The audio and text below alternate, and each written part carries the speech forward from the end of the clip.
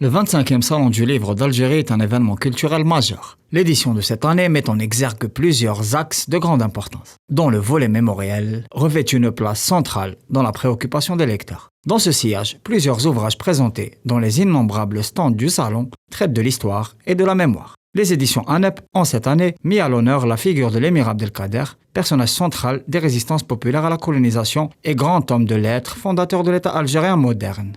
L'ouvrage L'émir Abdelkader, adversaire et admirateur, publié par l'intellectuel algérien Ammar Belkhodja, traite de ce grand personnage ayant imprégné son époque et au-delà. L'auteur met en lumière des centaines d'écrits faisant référence à l'émir qui a impressionné ses contemporains de par ses qualités morales, sa finesse politique, mais aussi son engagement humaniste sans égal à son époque. Jean-Baptiste Evette, pour sa part, publie aux éditions ANEP un ouvrage dénommé Le Chevalier véridique. Ce roman met en scène un couple de Français qui vont à la rencontre du cheikh de la Rahmaniya à Saddoq.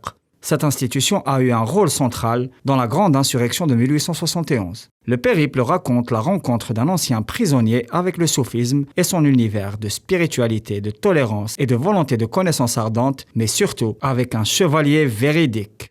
Jean-Baptiste Evette a utilisé pour son ouvrage de nombreuses sources, particulièrement puisées dans les archives d'outre-mer à Vincennes et à la Bibliothèque de l'armée. Le troisième opus est celui de Mostafa Khiyati, qui publie Génocides coloniaux aux éditions ANEP. Le titre est évocateur. L'auteur analyse les procédés ignobles utilisés par l'entreprise de conquête coloniale, tels les enfumades et l'utilisation d'armes de destruction massive contre les populations civiles algériennes. Les procédés génocidaires ont été une constante de l'occupation militaire de l'Algérie. Et les techniques utilisées par l'armée coloniale sont sans nul doute des crimes contre l'humanité, comme le démontre brillamment l'auteur dans son livre.